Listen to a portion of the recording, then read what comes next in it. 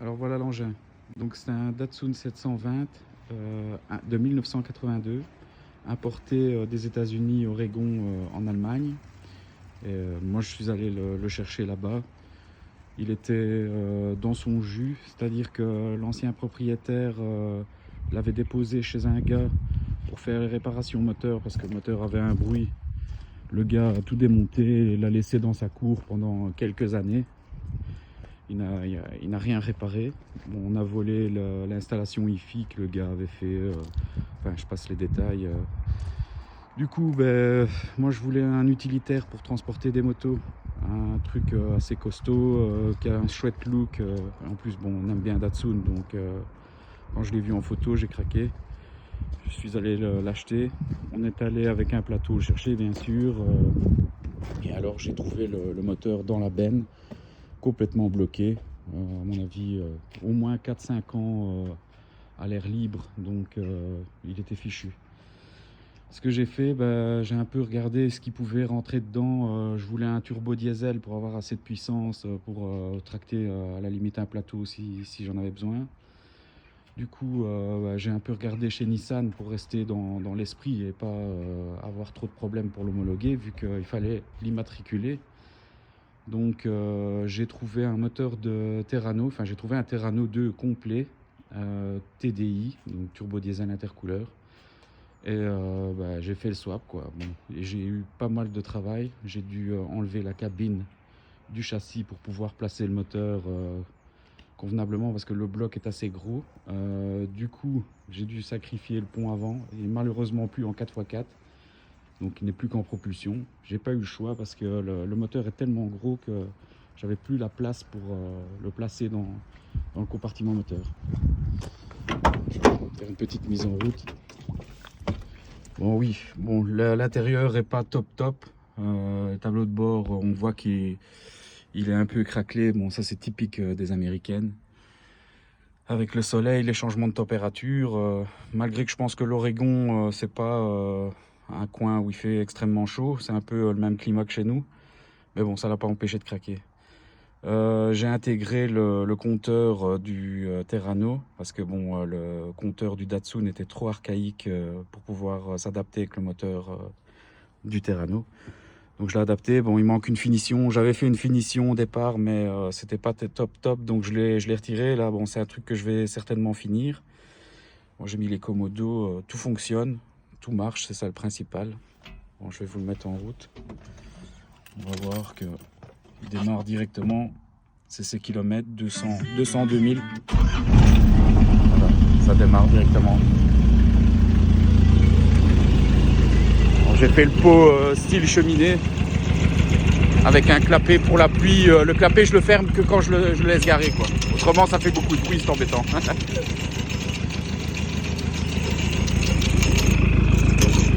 Là. Je vais l'éteindre parce que ça fait trop de bruit de fond. Je vais vous montrer le moteur qui remplit bien le compartiment moteur, mais qui se prête bien à la caisse. Je trouve ça ne choque pas, à part bon, l'intercouleur bien évidemment qui est au-dessus. J'ai pas voulu percer le capot, ça pose pas vraiment de problème. J'ai une petite perte de puissance quand il est chaud. Enfin, c'est pas une perte de puissance, c'est un manque que je pourrais récupérer avec une écope, mais bon, j'ai pas envie de découper le capot pour le déforcer, et en plus j'ai pas trouvé de prise d'air qui se prêtait au look du 720. Donc on a le 2,7 litres qui marche franchement bien. J'ai un petit boîtier additionnel pour dire de mettre un peu de pression et un peu de, comment dire, de débit aux injecteurs. C'est rien de méchant pour pas abîmer le moteur. J'ai mis une admission directe dans ce style parce que, enfin, j'ai dû l'adapter, elle n'existait pas parce que j'avais pas la place pour remettre la boîte à air du Terrano qui est énorme.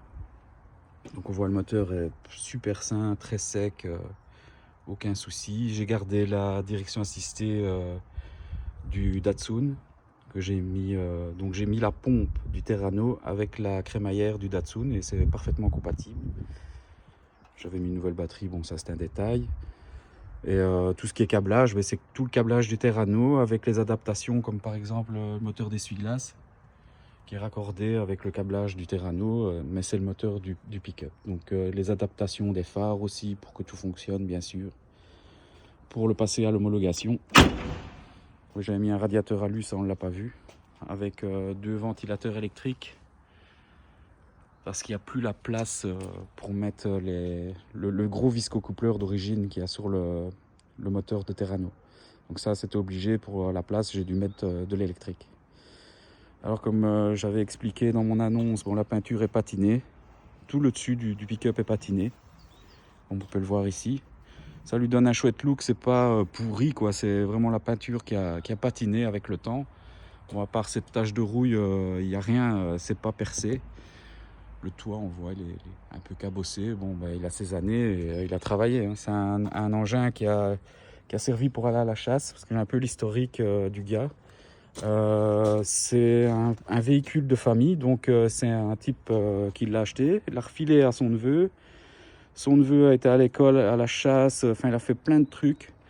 J'ai dû changer le pare-choc avant parce qu'il était cabossé et en fait c'est parce qu'il avait poussé un de ses potes à l'école pour la mettre en route. Donc j'ai vraiment le détail de ce qu'il a fait.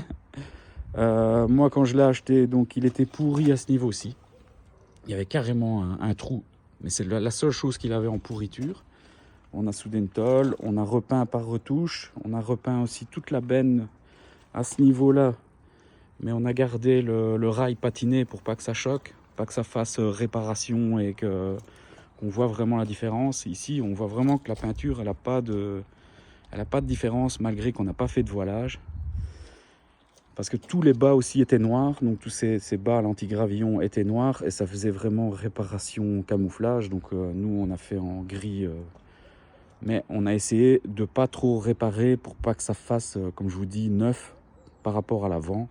On a vraiment voulu que ça reste dans la patine et l'usure du véhicule, que ça choque pas. Et je pense qu'on a bien réussi. On a refait aussi la porte arrière parce qu'elle était complètement défoncée au milieu. Il y avait un gros coup, je sais pas, il a reculé dans quelque chose. Il avait défoncé le Datsun, donc ça on a réparé. Pareil, on n'a pas refait les fonds pour dire de pas faire un truc lisse, neuf, comme si on avait remis une nouvelle pièce, quoi. Ça aurait été moche. Alors il a un gros pare-choc avec la boule intégrée, ça c'est vraiment typique des pick-up américains. Ils ont des gros rails comme ça, super solides. Il y a les crochets pour mettre les câbles. Je sais pas si vous avez déjà vu, quand les gars font du 4x4, ils tendent des câbles pour les branches d'arbres. Donc il y a ces fameux crochets. J'ai rajouté un anti-brouillard, bon ça c'était pour l'homologation, c'est obligé. C'est pas très très beau, mais bon il est caché, donc on s'en fout à la limite. Alors qu'est-ce que je peux encore dire? Ouais, j'ai mis l'arceau que j'ai récupéré sur un autre Datsun 720 identique. J'avais racheté mais qui était en mauvais état, donc moi j'ai récupéré ce qui me plaisait, c'était l'arceau. Je l'ai mis dedans, pareil, si on regarde bien, il est vraiment patiné, les soudures sont assez brutes, ce qui va vraiment avec le véhicule.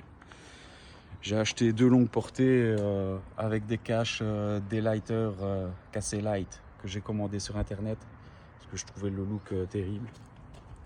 Chose aussi que oui, j'ai pas peut-être j'en ai pas parlé au départ, c'est un King Cape, donc c'est un extra câble. Donc après la porte, il y a une extension où on peut mettre une banquette. Ici, c'est pas le cas, il n'y a pas de banquette. Parce que le gars, comme je disais au début, bon, il avait une installation Wi-Fi. Du coup, la place est libre. Mais on sait y adapter soit deux petits sièges ou une petite banquette pour éventuellement prendre des enfants. Bon, après, il n'y a pas les ceintures, il faut quand même faire attention. C'est pas non plus un véhicule pour faire de la vitesse sur l'autoroute. De toute façon, c'est plus pour le fun, pour faire des sorties dans la forêt, la rivière. C'est ce que le gars qui veut me l'acheter me disait. Il aimerait bien aller à la rivière avec. Bon, ça, c'est un truc cool. Les sièges, c'est pas les sièges d'origine. Je ne sais pas la provenance des sièges. Bon, ils sont assez confortables, je les ai laissés. Certainement que les sièges d'origine étaient défoncés. Bon, ça arrive souvent. Mais là, ils sont très propres. Bon, je les ai un peu nettoyés, mais ils sont pas déchirés. Ils sont pas défoncés. Ils sont assez confortables pour les longues routes. Moi, j'ai déjà fait pas mal de kilomètres, un peu plus de 10 000 kilomètres depuis que j'ai fait mon swap. Sans embûche, sans problème. Il est très fiable, le moteur a une très bonne réputation et mon swap, les adaptations que j'ai faites comme support moteur et arbre de transmission m'ont pas fait faux bond. Tout est resté costaud et j'ai pas eu de problème. Là, je vais vous montrer un peu le radiateur à lui, on le voit. Hop. Ouais, on le voit là. ce que j'ai fait niveau mécanique, j'ai remplacé toutes les rotules de direction, les tuyaux de frein, qu'est-ce qu'il y avait encore, rotules de suspension, donc frein avant, frein arrière, donc les patins parce que tout était collé, enfin c'était usé à la corde. Récemment j'ai fait les roulements arrière parce que je pensais que c'était mes pneus qui faisaient beaucoup de bruit parce que la structure du pneu sur autoroute, bon c'est pas confortable, mais en le mettant sur le pont et en faisant tourner les roues, je me suis rendu compte que les roulements étaient complètement fusillés, donc ça je les ai fait récemment. Et c'est vrai que ça a retiré quand même pas mal de bruit que j'avais sur l'autoroute, des bruits de roulis. À l'avant, ce sont les roulements d'origine, mais c'est des coniques, je les ai regraissés, il n'y avait pas de problème, il n'y avait pas de jeu, donc à ce niveau-là c'était bon. Ce que j'ai ajouté aussi, bon, c'est la déco, comme on peut voir, le striping. J'ai fait ça sur mesure chez un gars, il m'a fait ça tip top. Je l'ai placé moi-même. J'ai acheté des autocollants Tamiya pour le petit clin d'œil, parce que ça me fait vraiment penser à une voiture télécommandée. Quand on le voit, je vais me reculer. Il a vraiment ce style. J'ai rajouté les rétroviseurs sur les ailes pour faire le style Jap, quoi. Et alors j'ai fabriqué cette palette moi-même parce que j'en trouvais pas. Donc ça c'est pour les moustiques en fait, c'est un saut de vent. Et les moustiques, je sais plus comment c'est le terme, bug, je sais plus. Mais bon, je regarderai sur internet. Donc les moustiques, quand ils arrivent, le vent est dévié par la palette et viennent pas se coller sur le pare-brise. C'est à ça que ça sert. Parce que souvent les gens me demandent c'est quoi ce truc que tu as mis devant. Ça sert à ça. C'est un peu le look des gros camions qu'on voit sur les autoroutes aux États-Unis. Les Mack, ils ont souvent des sauts de vent comme ça. Donc voilà, dans l'ensemble, je pense que j'ai tout dit. Donc il est très fiable, comme je disais, il peut parcourir des longues routes. Maintenant, moi je le vends parce que je m'en sers pas mal pour l'autoroute. Et franchement, les pneus, le look, c'est pas vraiment adapté aux autoroutes. Il prend l'autoroute sans problème, on tient les 120 sans souci, on peut même monter au-delà, mais bon, vitesse croisière 120 est tip top, il bouge pas. Mais il est très bruyant, les vibrations, et aussi la hauteur, parce que je charge mes motos avec une rampe, la rampe est dedans d'ailleurs. Et alors bon, quand je suis tout seul, c'est pas possible, je dois toujours être accompagné. Du coup, je vais chercher plus un véhicule à ras de sol, parce que bon, je pensais le rabaisser, mettre des autres roues. Mais c'est un vrai châssis de 4x4 et du coup on sait pas vraiment le mettre au sol parce qu'on voit au niveau du châssis en dessous il descend très bas et si on le rabaisse il va toucher le sol directement et puis c'est pas le look s'y prête pas. J'ai essayé d'autres roues avec des pneus de route, c'était vraiment pas beau quoi. Il a vraiment son look comme ça off-road et faut lui laisser quoi. Donc voilà, je vais refaire un petit tour pour montrer la patine. Parce que bon, s'il y a quelqu'un qui vient d'assez loin, je veux pas qu'il me dise en arrivant « Ah, tu m'as pas montré ci, tu m'as pas montré là ». Bien expliquer que le véhicule, il est de 82, dans son jus. Il est réparé pour être fiable et pour rouler. Maintenant, c'est pas un véhicule nickel, ça, faut se le dire, quoi. Voilà.